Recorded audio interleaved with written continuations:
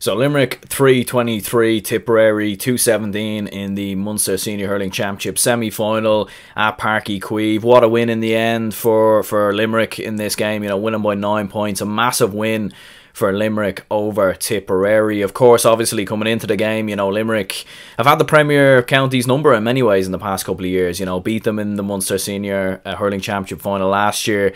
And of course, Limerick have had a great record against Tipperary, you know, overall, in an overall sense in the past couple of years against Tipperary. Obviously, discounting that round robin defeat to Tip last year. And yeah, Limerick in the end getting the victory, getting the 9-point win. A massive win for Limerick in this game. Of course, there was a lot of controversial decisions that happened throughout the game. Will O'Donoghue could have very much been sent off at the start of the second half.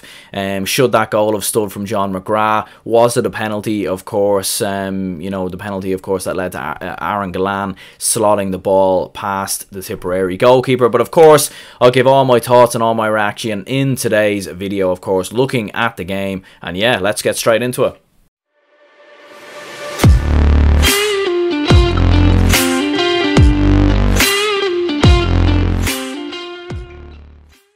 Okay, so I suppose first of all, as always, guys, before we dive straight into the match reaction, what we'll do is we'll have a look at both teams that played today. So I suppose first of all, what we'll do is we'll have a look here at the Limerick team. So as we can see, in goal was Nicky Quaid, Sean Finn, Dan Morrissey, Barry Nash, of course, making up the full back line. Then it was Dermot Burns, of course, Declan Hannon and Dara O'Donovan. In midfield, it was Cian Lynch and William O'Donoghue.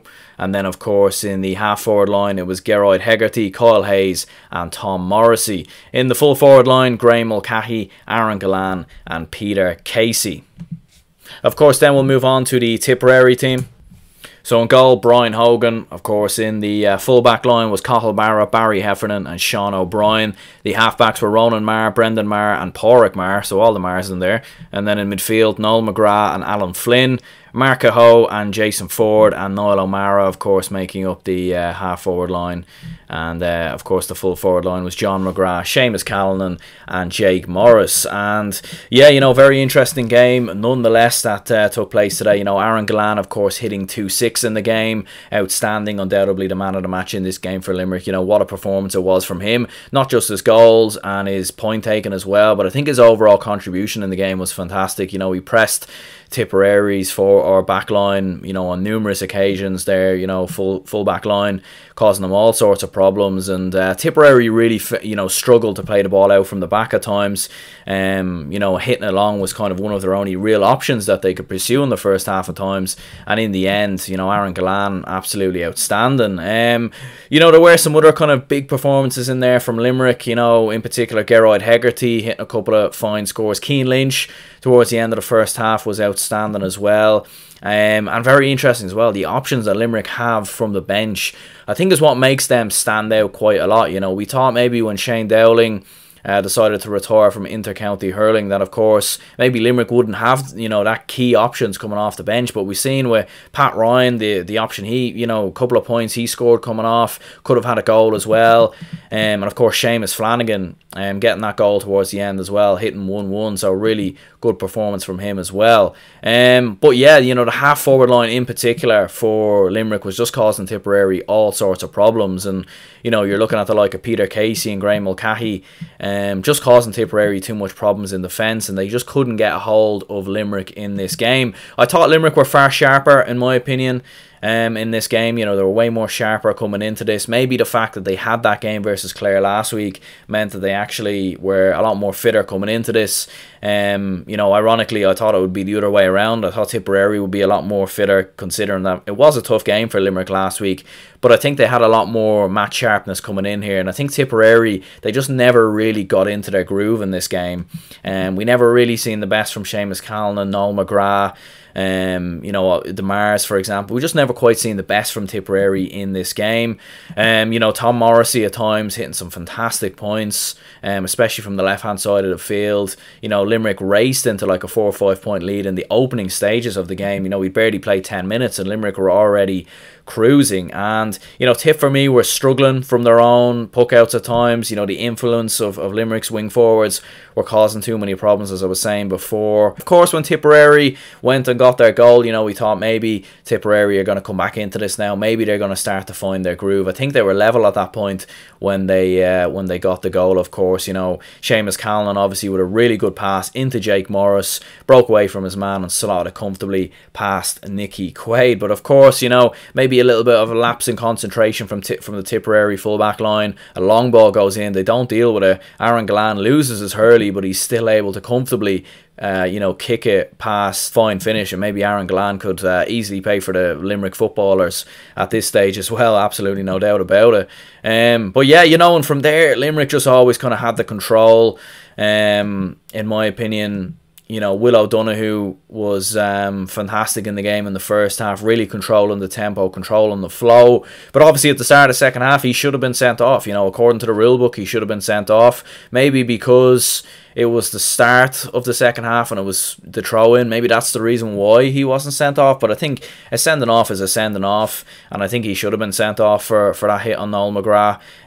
But at the same time, you know, it does swing in roundabouts, and obviously Noel McGrath did pick the ball up off the ground when he gave it to his brother John McGrath later on in the second half, and that goal definitely should not have stood. So yeah, look, listen, you know, Limerick for me, winning the second balls, winning all the second balls, the 50-50 balls, and they were able to really neutralise Tipperary in the midfield as well. You know, we all kind of felt that with Limerick playing with the breeze in the first half, that would make a huge difference, and that Tipperary with the breeze in the second half would be able to you know, claw this lead back. But I think maybe in the final 10 to 15 minutes, you know, if this was a knockout game, if this was like football, for example, where there's no back door, would Tipperary have thrown the kitchen sink at this? Would they have gone absolutely all out and really tried their absolute best to claw this deficit back? Because, you know, from what I've seen, you know, the likes of Mark Cahoe, Noel McGrath, and even Jason Ford at times, just not, the intensity wasn't quite there in the closing stages. And look, listen, Jason Ford probably was the best player on the pitch for Tipperary at times, alongside the likes of John McGrath. You know, I think Jason Ford hit 6 in this game, 6 or 7, and, you know, the majority of them frees. But yeah, you know, that the pressure that Limerick put on the Tip defence, I think, was absolutely massive. Of course, there was a penalty then, you know, going into the closing stages. Geroid Hegarty drive and run forward, and of course he was brought down in the square by Cathal Barra, and of course it was given a penalty. Now, of course, having looked back at it, did Geroid Hegarty take too many steps? You know, that's the only kind of real question there. Maybe that shouldn't have been a penalty. But nonetheless, Aaron Gillan takes it, slots it very comfortably, of course, past Brian Hogan and goal. Very nice goal indeed, and you know, a massive win in the end for Limerick. And even, you know, Seamus Flanagan coming off the bench with a great late goal, hitting it into the top left-hand corner of Brian Hogan's goal. You know, and just outstanding altogether from Limerick. And even, you know, they hit 216 from playing this game, which I found very fascinating indeed. And definitely Tipperary, I think, you know, they kind of threw the towel in a little bit towards the end of the game. They just didn't quite have the energy. They didn't quite have the motivation maybe to kind of really try and turn this around. It's an interesting one to look at. You know, maybe they're looking at the qualifiers now, but it will be interesting to see obviously how it all does pan out. I suppose we'll have to turn our attention now to the Munster final, Limerick and Waterford. Didn't watch the Waterford Cork game because I did watch the Dublin Kilkenny game. But yeah, look, listen, you know, Limerick will go into that as massive favourites. They are the reigning Munster champions. You would expect them to win it again. And, you know, Limerick, for me, they're going to take some stopping in terms of the All-Ireland Championship. I think if Limerick don't win the All-Ireland, I think the team that beats Limerick probably will. So yeah, it's going to be very interesting to see, you know, how it all kind of pans out over the next few weeks or so. Anyway, lads, my name is Aaron. I am going to wrap this video up here. Do leave a like and subscribe if you haven't already. Let me know down in the comments below. Who was your man of the match? For me, Aaron Gillan, you know, 2-6. I don't really think you can look too much past that.